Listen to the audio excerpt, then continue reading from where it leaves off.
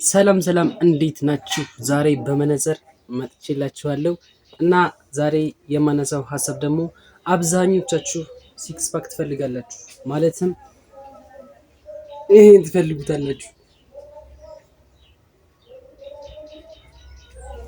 እኔ አሁን በልኪንግ ላይ ስለሆንኩኝ በደንብ ሆዴ አያስታውቅም፣ ግን እዚህ ጋር ማስገባላችሁ ፎቶዎች የኔ የድሮ ከቲንግ ላይ ሲሆን ያሉኝ ማለትም ስቤን በደንብ ሳቀልጠው ያሉት ፎቶዎች ናቸው እና እንዴት ይህንን መስል ለመገንባት አንድ ነገር ማድረግ እንዳለባችሁ ብቻ እነግራችኋለሁ ማለት ነው። ሁላችሁም ወደዚህ ጋር ስለመጣችሁ አመሰግናለሁ። ላይክ እና ሰብስክራይብ በማድረግ እንጀምር ቪዲዮን። ወደ ቪዲዮ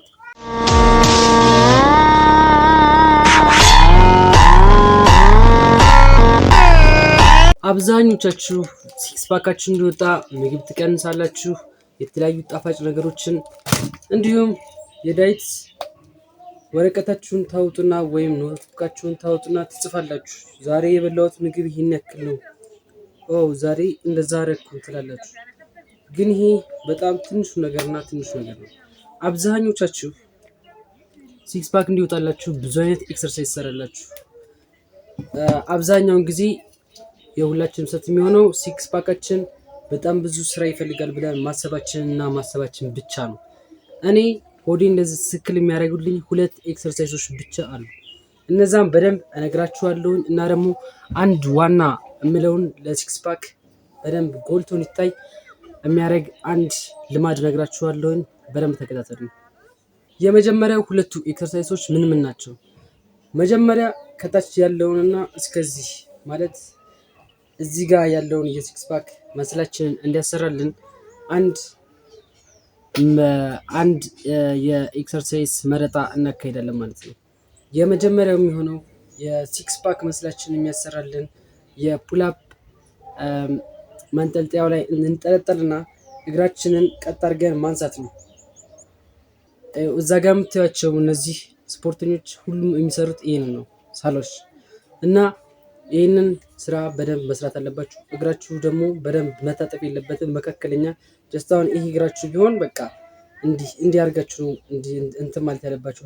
ጉልበታችሁን ወደ ሆዳችሁ ነው የምትስቡት፣ ግን እግራችሁ በጣም ደረታችሁ ጋር መነካት የለበትም። አንዳንድ ሰዎች እግራቸው ወደ ላይ በጣም የሚያነሱ ሰዎች አሉ እና እንደዛ ማድረግ የለባችሁም። ሁለተኛው ኤክሰርሳይዝ ምንድን ነው? ሁለተኛው ኤክሰርሳይዝ ደግሞ በጎን በኩል ያለውን የኦብሊክ የሚባለው መስል ለሆዳችን ቅርጽ በደንብ እንዲያምርና በቪታፐር መልኩ እንዲታይ የሚያደርግልን ዋናው መስል ኦብሊክ ወይም ሽንጥ የሚባለው ነው። አብዛኞቻችሁ የሲክስ ፓክ ትሰሩና ከጎን ያለውን ትረሱታላችሁ። የኔም ችግር ያ ነበር ጀማሪ በሆንኩ ሰዓት እና ያንን ማስተካከል አለባችሁ። ያን ለማስተካከል ደግሞ አብዛኞቻችሁ ዳምፕ ይዛችሁ እንደዚህ ሪላክስ የምታደርጉ ሰዎች ነው ያለው። ጀስት ያ ደግሞ በጣም ሪላክስ ስለሚያደርግ የጎን በጣም ይቅርታ ትንሽ ተቋርጦብኝ ነው እና በጎን ያለው መስላችሁ በዳምፕ ትሰሩ በጣም ሪላክስ ስለሚሆን ጎናችሁ እየሰፋ ይሄዳል። ጎናችሁ ከሰፋ ደግሞ ቪታፐራችሁ ትካሻችሁ እንዲሰፋ ብሎ እዚህ ጋር መጠብ አችሉም። ጀስት እንዲህ ማለት ነው። አያችሁ ትላል እና ያንን ለማስተካከል አሁንም የፑላፕ ማሽኑ ላይ ማለት የፑላፕ መንጠልጠያው ላይ ትይዙና በጎን በኩል ነው ደግሞ ይሄን የምታነሱት። አንድ በቀኝ አንድ በግራ። ኤክሰርሳይሱ ካልገባችሁ ደግሞ ስራልን ብላችሁ እንደገና የሲክስ ፓክ ወርክአውት ለብቻው ሰራላችኋለሁ ከፈለጋችሁ እና እነዚህን ሁለት እንቅስቃሴዎች በመስራት ብቻ ሆዳችሁን ማስተካከል ትችላላችሁ። እና የመጨረሻውና ደግሞ የመጨረሻው ዋና ነገር ሲክስ ፓክ ለማውጣት የሚረዳው ነገር ማንም አይነግራችሁም፣ ምክንያቱም ብዙ ሰው አያስተውለውም። ኦኬ እና ብዙ ናቸው፣ ግን በቀላሉ ስነግራችሁ የመጀመሪያው ብዙ ኤክሰርሳይዝ አለማድረግ ነው። እና ደግሞ ሲክስ ፓካችሁ መስለውን ለምሳሌ ዛሬ ሾልደር እና የሆድ ከሆነ መጀመሪያ የሆድ አይሰራም። ሾልደራችሁን ከሰራችሁ በኋላ ነው ወደ የሆድ እንቅስቃሴያችሁ መሄድ ያለባችሁ።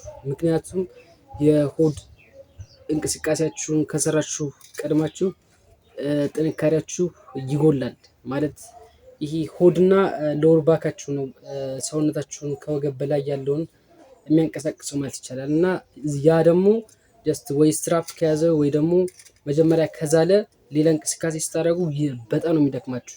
ማድረግም ላትችሉ ትችላላችሁ። ኦኬ። እና መጨረሻ ላይ የሆድ እንቅስቃሴ ስሩ። በሳምንት 2 ብትሰሩት በጣም ተመራጭ ነው። ወይ በሳምንት 1 ከ2 በላይ ብታሰሩት የሆድ ህመም ወይ ደግሞ ስትራግል ሊያደርግባችሁ ይችላል። ይሄ ዝም ብሎ ምሬ የሚባለው ጠፍጣፋ ሆድ ሊሆንባችሁ ይችላል እና በሳምንት 2 ያድርጉ። የውሃ መጠናችሁን ደግሞ በጣም አስተካክሉ። ዋነኛ ያልኳችሁ ይሄ ነው። ውሃ ስትጠጡ ሲክስ ፓካችሁ እንዲወጣ ከፈለጋችሁ አላስፈላጊ ስብ መጥፋት አለበት። ግዴታ ክስት ብላችሁ የሲክስ ፓክ መስላችሁ እንትን ማለት አለበት፣ በደንብ መታየት አለበት ሳይሆን ውሃ በምጠጡበት ሰዓት አላስፈላጊ ስቦች ማለት አሁን ለምሳሌ አሁን በልኪንግ ላይ ነኝ አይደለ?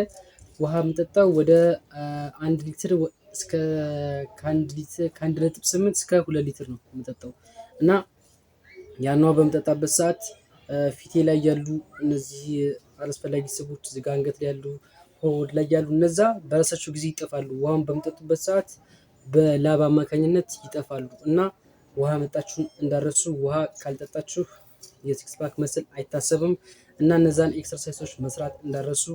ከፈለጋችሁ ደግሞ ኤክሰርሳይሶችን በደንብ እየሰራሁኝ የትኛው የሆድ እንቅስቃሴ እና ለየትኛው የሆድ ክፍል እንደሚያተኩር እንሰራላችሁ የምትፈልግ ከሆነ ኮሜንት አድርጉልኝ እና ይህን ቪዲዮ እንደጠቀማችሁ በጣም እርግጠኛ ነኝ። ስለሚጠቅማችሁ ነው የሰራሁት እና ላይክ በማድረግ እንደተመቻችሁ አሳዩኝ።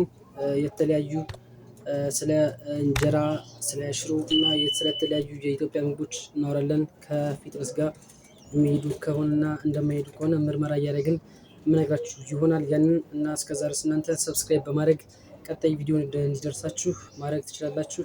አመሰግናለሁ። ባይ